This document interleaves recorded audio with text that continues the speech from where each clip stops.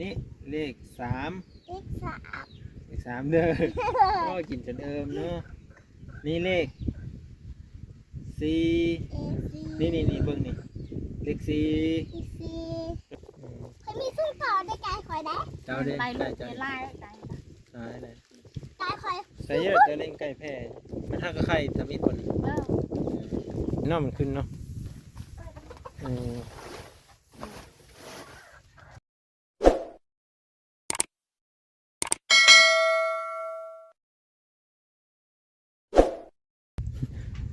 ปั๊บไก่จะมาไข่เนาะปีนป้องไปแตะมันแล้วไข่มันต้องมัดข้างนั้นนำบ่สบาย ลูกลูก จะน้อยอย่างอ่านเนาะเบิ่งแม่จะมัดอันนี้ก่อนโอ้เราก็เป็ดนะผมเห็นบอกเราไปจับเอานั่นอันนี้บุญเพลงเป็นอยู่บ่เฮ็ดคือแม่ พ่อคอยเต้นอะไรนี่เห็นไม่เอาไม่ได้เห็นไปไปค่ะ จะน้อยก่อน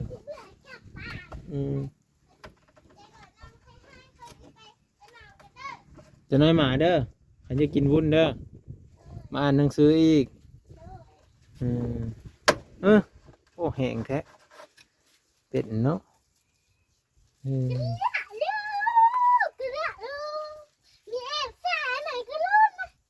น้องอยู่กับเพลน้องอยู่กับเพลอ้าวกับป้าอยู่หันแล้วพอก็เอาอยู่โอ้ตำโอ้โหเจ็บซื้อน้องเราคนเข่งนะทุกคน เป็ดเฉาะนั่นคือเอ็นตีมน่ะเป็ดไร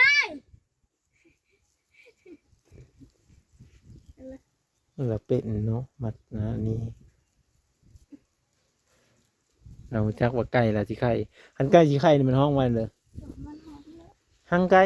ไปสิบ่มันห้องห่างบ่เป็ดเนาะไก่ที่ไข่กับห้องหูจักจะว่ามันหาอีกโมเมนต์นะเราต้องคนหาให้อีกบ่ต่างจากขนเนาะบัดขนจะได้ลูกผลว่าไปหาของหมดของหมอเอาเฮ็ดแห้งๆอยู่ว่าอะไร ชอบเลยมันเยอะแล้ว อยู่ว่าอะไรลองสะเล่ามึงดูหน่อยสะเล่าก็คือสะเล่ามันใจบ่ตกนี่ มันมาตกพอแห้ ลมมันเฮามานี่เนาะอันนี้ดิมีไห้บ่นี่เบิ่งนี่เด้อ ให้ โอ้ยไก่โอ้ย ไก่คอเลยเหรอนั่น อันนี้ได้ เมนปลาซิวได้ ไข่แล้วเนาะตัวนี้เนาะบ่โดนนี่กันนั่นนี่แต่ว่ามันแน่นนะเจ้าบ่มัดนี่ บ่ขันเจ้าสอนไหมจะพูดมาพี่คัดแบบนี้นี่บ่ตกนี่ได้นี่ปีไม้นี่จะหรอเอาปีไม้นี่สอนเข้าไปหรอ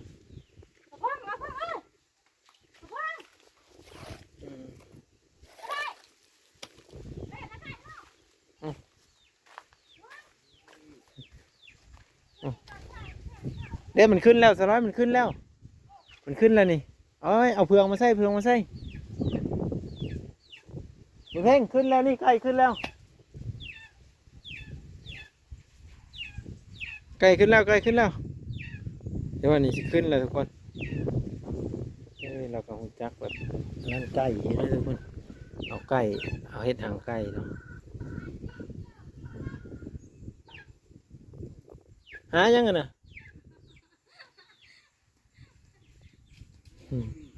เด้มันจะขึ้นแล้วเห็นบ่ฮะขึ้นเลยเป็นเนาะมันขึ้นเนาะ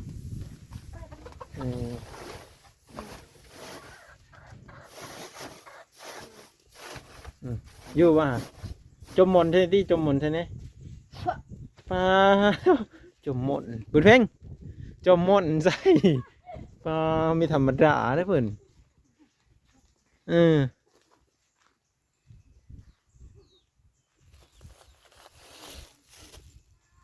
เติบไปไหนบุญเพ่งไปรีไปจวนมาอันนั้นไหมรอดออกมาไปสิไปใช่อีกเลยรอดออกมารอดมันประจับดอกคนน้อยโอ้ยรอดแบบบอซูนก็ได้ฮะเห็นบ่เห็นบ่แล้วบอซูนกินว่าอะไรมาพี่ละเสียงเขากินให้เห็นยัง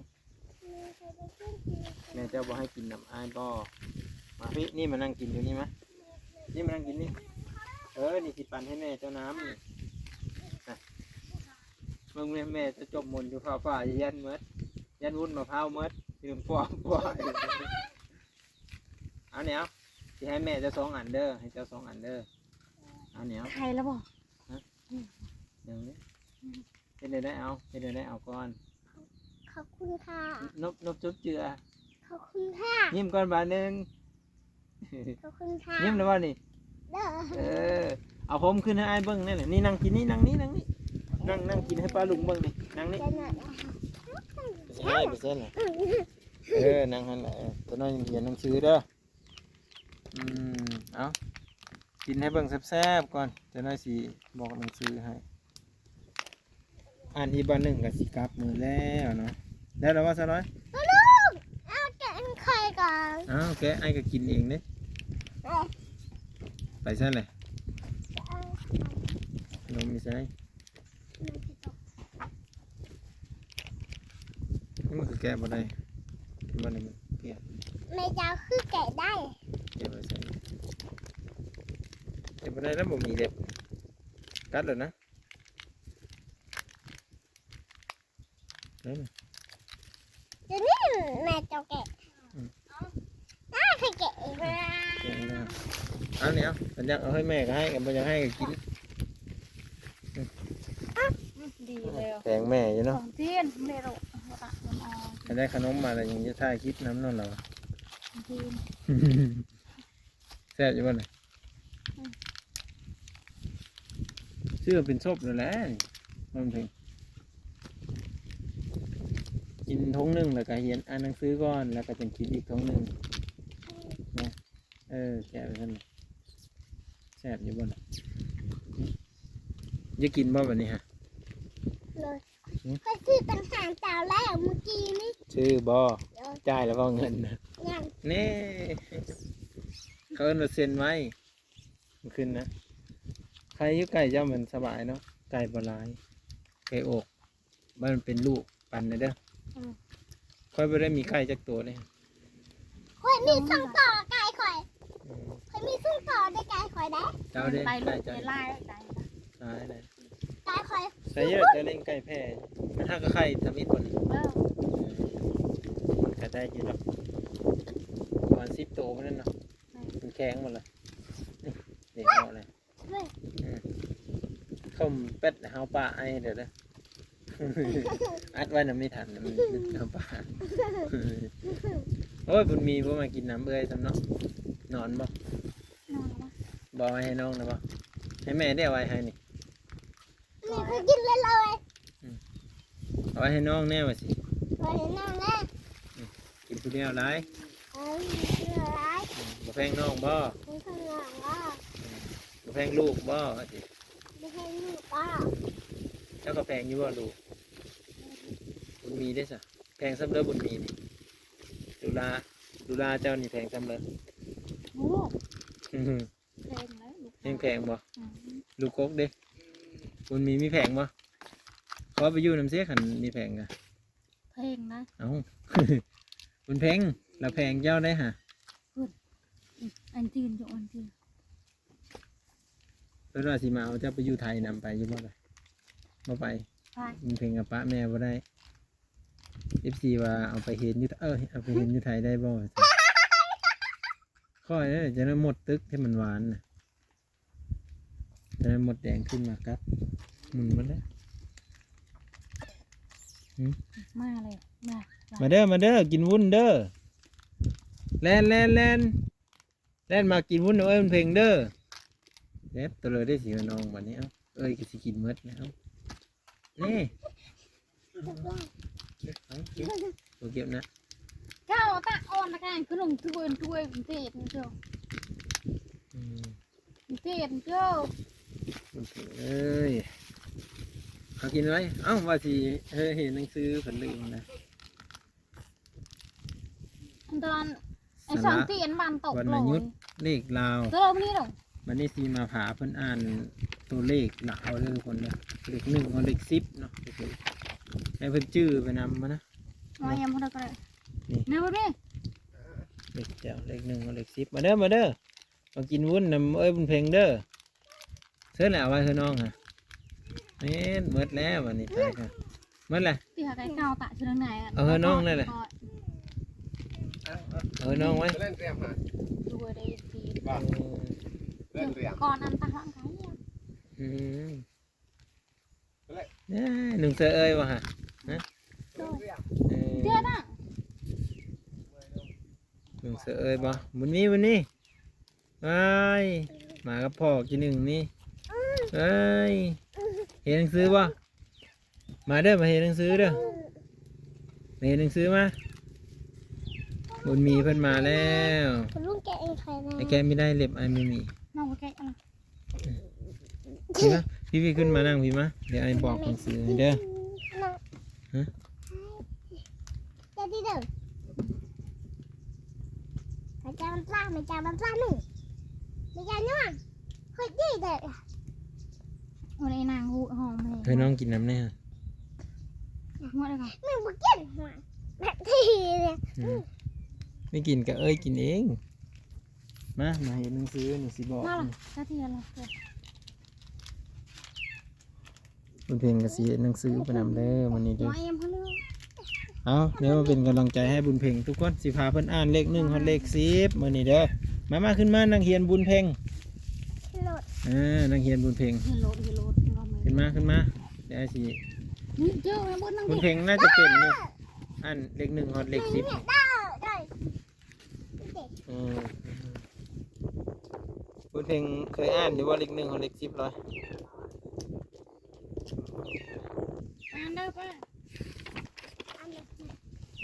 โอ้นี่เด้กอไก่ขอไข่ก็มีคือกันอยู่นี่ฮะบุญเพ่ง ก็ต้องจูนจูนตีนะเพิ่งเพิ่ง เดี๋ยวจะนั้นมันตื่นแล้วมันไข่ก่อนนะมาขึ้นมาอ่านให้ฟังวันนี้ นี่เลยอยู่นี่ก็มีเนาะกอไก่นี่กอไก่เอ้าแม่นพี่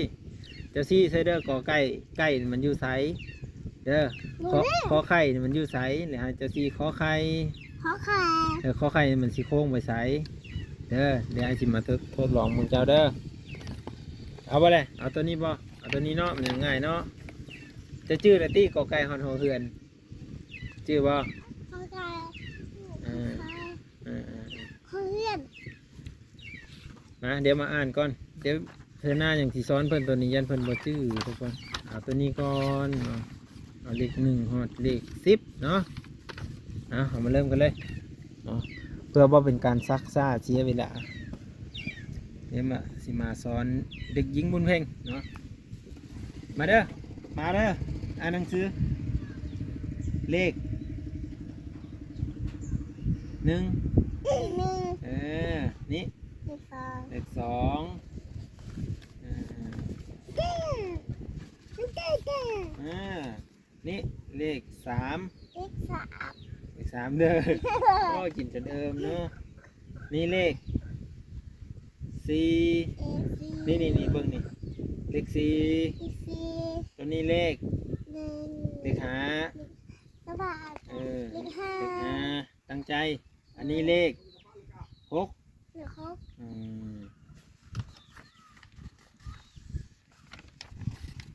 จีน่าไก่บกเรียงไง ตัวนี้เลข7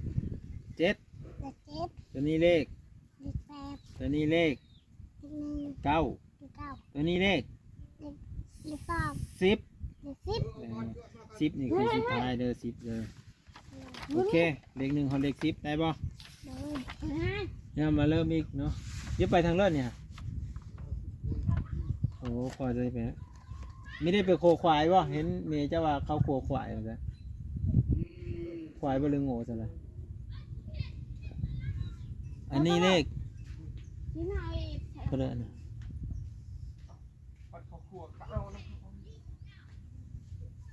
อันนี้ แต่บุญนี่เต้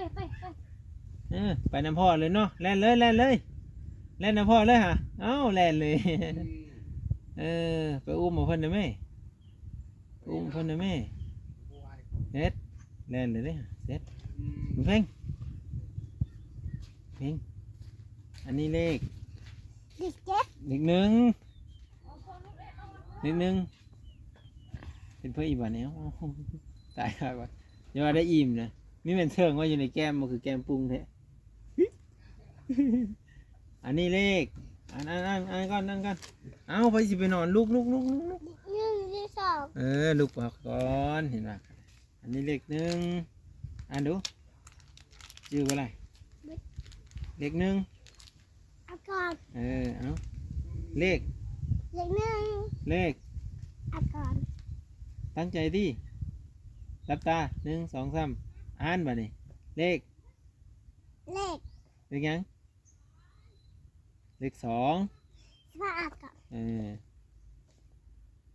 เลข สอง ตั้งใจเด้อไอซีเสร็จปั๊บเจ้าอ่านปุ๊บเด้ออันนี้เลข3 เอาก่อน เลข3 สิบห้าอ่านเลยเลย ว่าน้ำไอ้ายแหละอันนี้เลข เลข เลข3ได้ไอ้ายผาเจ้าอ่านก่อนอันนี้เลข3 เลขสาม อันนี้เลขเบิ่งตีเบิ่งพี่ตีตั้งใจตีเดี๋ยวไอ้บ่ซื้อวุ้นมาให้กินได้นี่อยากให้เพิ่นจื้อให้นะทุกคนเลย คนอะไรแล้วนะได้บุญทำเอามาเดี๋ยวคอยมากินได้ เจ้าก็ให้แม่เจ้าได้ผากซื้อให้ไอ้บ่ได้มีเงินร้ายปานนั้นเด้ไอ้มาถ่ายเจ้าก็คลิปหนึงก็ไม่ได้ฮอด10 เหรียญซ้ำแต่ ละลายหมดเล ไอ้ ย ยังมาซ้อนเจ้าซื้อๆอันนี้ก็ เลขสองเลขสามเลขสี่ เดี๋ยวอันนี้เลขหยัง เด็ดนี้ จื้อว่าเลข4 เอาก่อน เอาเลข4จื้ออยู่ว่าอะไร เลย เอา เลขสี่ อันนี้เด้เลขนั้นแหละอ่านไปเลยแล้วพอสิให้อัดไปหาในครูเขาไม่ได้บอกเลยว่าอัดก่อนนะเขามีแต่ว่านางบุญเพ่งเลขหยังจะอ่านไว้แล้วเลข5แต่ว่าคันเป็นตัวนี้เลข5เด้อ เลย นางบุญเพ่งเลขหยังเลข6เอาเด้อเลข6ว่าน้ำไอ้ายนี่ เลขหก เบิ้งน้ำเนี่ยเบิ้งน้ำนี่เลข6มันเป็นแบบนี้ มาขอเขียนเลขหก เลข6เป็นสั้นเลยนี่แน่อันนี้เลข7เด้อ เลขเจ็ด เลข7จะเป็นแบบนี้เลข8นี่เลข8จะเป็นแบบนี้ คอยเป็นเลขแปดแบบนี้คะแนน นี่เลข9จะเป็นแบบนี้เลข10จะเป็นแบบนี้เลข1กับเลข0 เลขหนึ่งเลขศูนย์ เอาเดี๋ยวมา หนึ่งบวกสอง อ่ะกอไก่กับขอไข่นี่เริ่มจืดแล้วพอหรือว่าจะได้ ขอขายงอหัวจะดอกเสื้อ ถามว่า ขอไก่ เดี๋ยวมาเริ่มกันเด้ออันนี้กอ ขอไก่ กอไก่ตั้งเสียงอ่านเด้อว่าดังๆเด้ออันนี้กอไก่ อันนี้กอไก่ ขอไข่ ขอไข่ ขอควาย ขอควาย งองู งัว จอ จอจอก สอ เสื้อ ซอ เสื้อสร้าง ยอ เนื้อยุ่ง ดอ ตัวเล็ก ตอ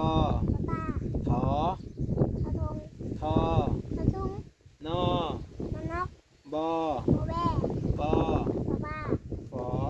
ตัวคน พอฝอ ตัวคน พอ ตัวผู้ พอพอไพ ตัวไป มอ ตัวแมวย อ ยายาร อ ลอเลล่าร อ ลอลิง วอ กอวี หอ ฮาฮัน ออ ออ ออ เพื่อน เอา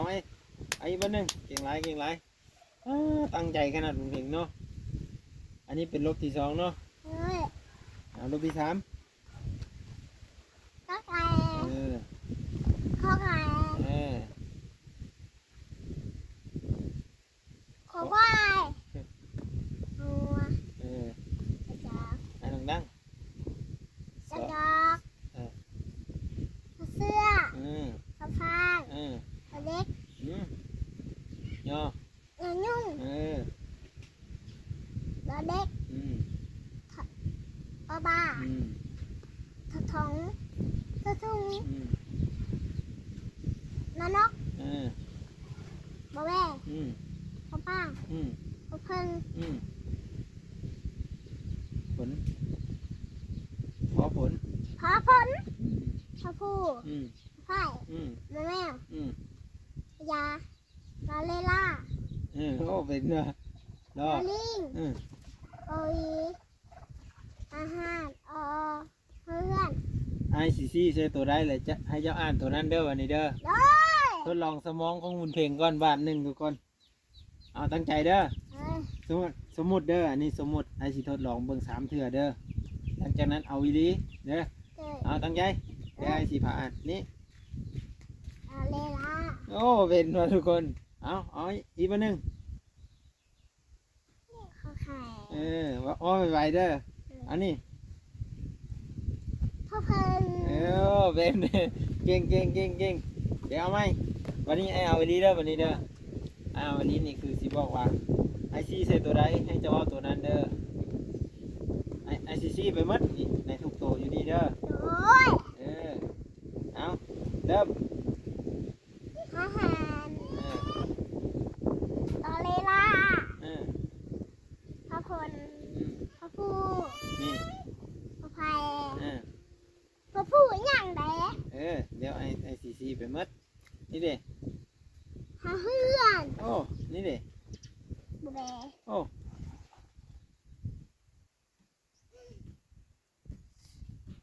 ต่อเสื้อ โอ้เห็นใช่ป่ะ ต่อเล็ก อืม ต่อป่า อืม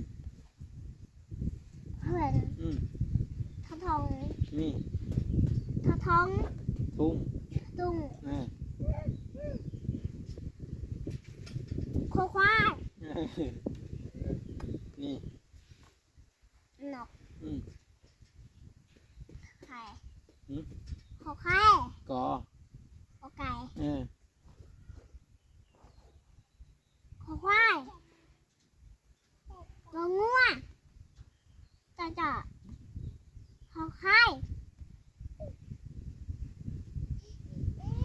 นี่ก็เลย เลิกเจอแล้ว เห็นไหมยังอันเหนียว1 2 3ติ๊กตอกเฮ้ยเน้นว่าเราผูกไว้อยู่ฮะคอ ขอควาย อืม ป้า อืม ตอเลล่า เจ้าจื้อเนาะตัวนี้เนาะนี่ดิ อ๋ออาหารอันนกปลาเบะปลาป่า อันนี้อันนั้นเลยเดี๋ยวดี อันนั้นพ่อ ลูก ไผ่ ที่ไว้ตัวนั้นอย่างงานตัวนี้ โดย อันว่า ว่าบ่แมว หมอแมวเก่งไรเก่งเนาะเจ้าจื้อเนาะ โดย เอาเจ้าซีเองเด้อบัดนี้เด้อไอสิจับให้เด้อ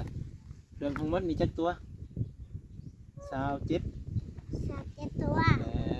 อันนี้ ข้าวไข่ จะอ่านก่อนกอไก่ ก็ไก่ สีไปอีก ข้าวไข่ สีไปอีก ข้าวควาย สีไปอีก งองัว สีไปอีก กระดอกกระเสื้อกระสร้างยอยุ่งกระเด็กปลาปลาทอทองทอทุ่ง สีไปอีก ใส่ นี่อันนี้ นอนกโบเบ้ปลาปลาพะเพิงพะพุพะพนพะผู้พะไพ่ปลาแมวเดียลาลิลาลาลินปลาวีฮาฮานเพื่อน โอ้เก่งไรตัวมือเก่งไรเนาะอันนี้คืออ่านเป็นเลยได้เนี่ยอ่านเป็นแล้วเนาะก็มีแต่มือหน้าสิมาพาเคเดอร์เนาะก็คือเป็นอ่านแล้วทุกคนก็คือว่าความจำของเรานี่สุดยอดเลยทุกคนความจำดีเนาะกำลังแบบเป็นเด็กที่ฉลาดเลยนะนี่เด้อันนี้ขึ้นมาเห็นบ่ เพื่อน มาขึ้นมาบ่าวขึ้นมาอึบอัพ ฮาฮา จิ้มนั่งเด้อนั่งเด้อมามึงเพ่งพาน้องอ่านหน่อย ลาลินลาลิลาทอทองน้อง จะพาน้องอ่านเด้อเอา แต่ เริ่ ต้ ม นนั้นต้นนั้นบ้านนั่นบ่ จะนั่งก่อนอันนี้ ข้าวไข่ ก็ไก่ ข้าวไก่ ตัวนี้เด้บุญมีอ่านนำเด้อ ข้าวไข่ ขอไข่คอควายเห็น ข้า บ่ ว นี่ ควาย งองัวเห็นบ่ งองัว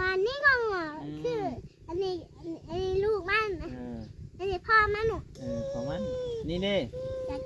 จะจอก จะจอกเด้อนี่เด้อสอ สอเสือ ซอสร้าง ซอสร้าง นี่อาเจียงเห็นบ่อาเจียงนี่เด้ ยาหนึ่ง ยอยุงนี่เด้ ดอเล็ นี่ ก เด้นี่คือกันเลยนั่งคือกันเลยนี่เด้ ตาตา ออตานี่เด้ ทอทง ออถง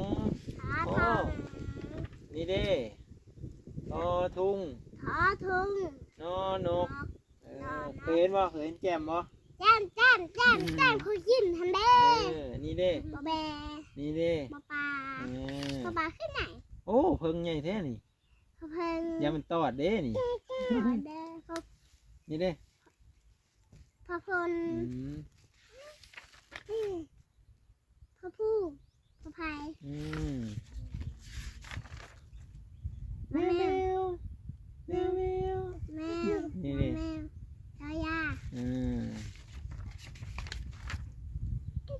ลอเลลา อืมเลดา เลลา ดา ลา ดา ลา ตัวดอเด็กอันนี้ดา ลา ดา ดา ดา ลาลา นี่เด้ ลาลี อืมนี่เด้ อุ้ย ว่าพุ่มบนกายโอ้ยเนาะนี่เด้ เพื่อน นี่เด้ นี่เด้ เพื่อน เก่งไรอ้าวทุกคนก็สิได้จบไปเพียงซ้ำนี้เนาะก็คือว่าว่างก็ได้มาบอกให้เพิ่นเรียนหนังสือเนาะบุญมีเด้ตบมือไหมตบมือดี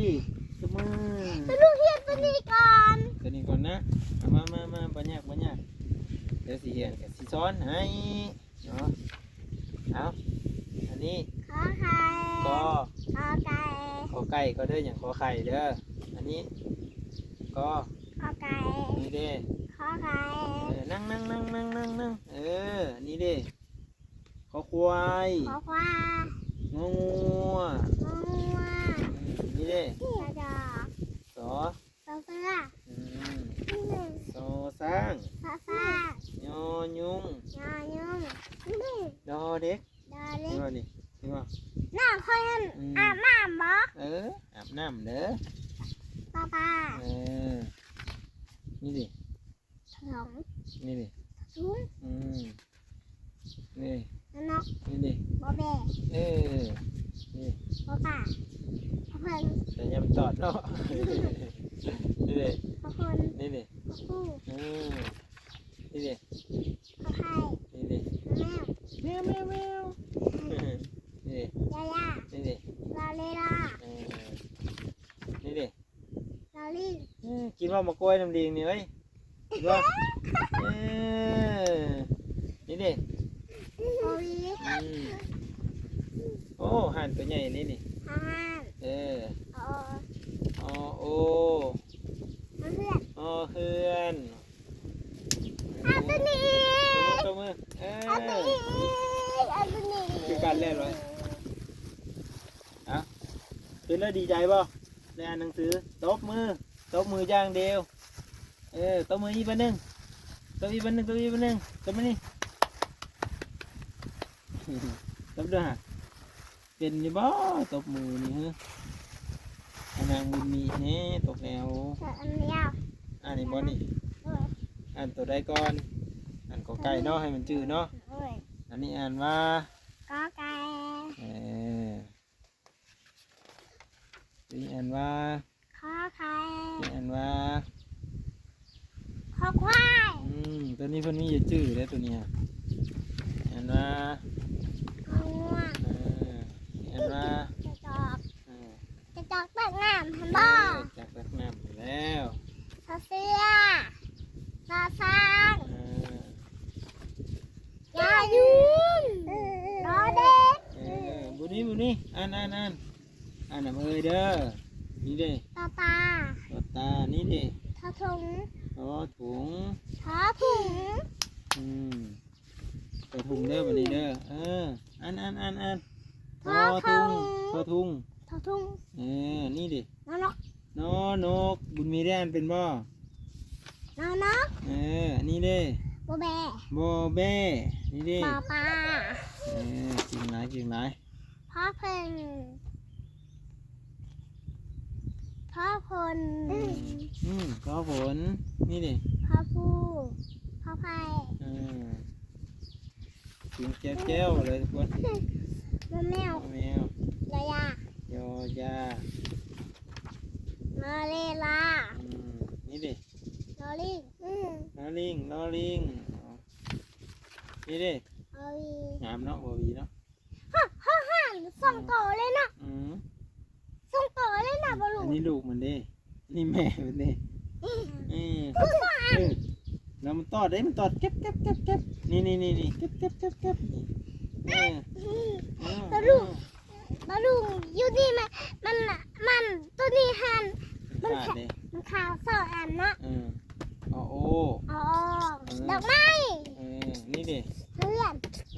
มียังน้ำนี่มีรถน้ำมีเฮือนน้ำ เลย เอาไว้ เคยอยากได้เหือนนี่เด็ดนี่ก็เห็ดให้ บัดใหญ่เราจังไปหาเงินอยู่ถ่ายเด้อมาให้เดือนเด้อ เห็ดให้ เงิน นี่ น้ำ ชีวิตนี่ค่ะ ให้แม่กับพ่ออยู่เจ้านี่ คอย จะ อ ได้ ยู่ เห็นนั่งง่ายๆเลยนี่เห็นบ่นี่เห็นบ่มีรถน้ำมีเฮือนน้ำเห็นบ่เนาะมันมีเนาะมีก็อยู่ในเพลงเด้อเห็นหนังสือเก่ง แล้วลุงเดี๋ยวเอาเสื้อคอยกันเด้อ เอาอันนี้ดิตั้งเจอเห็นบ่นี่ฮะ แล้วลุงเสื้อผ้าเพื่อนกันเด้อ เข้าใกล้ นอนข่อยแม่ข่อยนอนแล้ว นอนแล้วบ่เช่นคือนอนไว้แท้ นอนแล้วหัน เพราะแม่นเราใกล้อีแล้วบ่แม่นเราสิซักอีแล้วบ่นี่บ่ซักสิ นี่เด็ก ถ้าเบิ่นซักบ่ถ้าสิซักนี่ซักแฮนแล้วสิอยู่ก็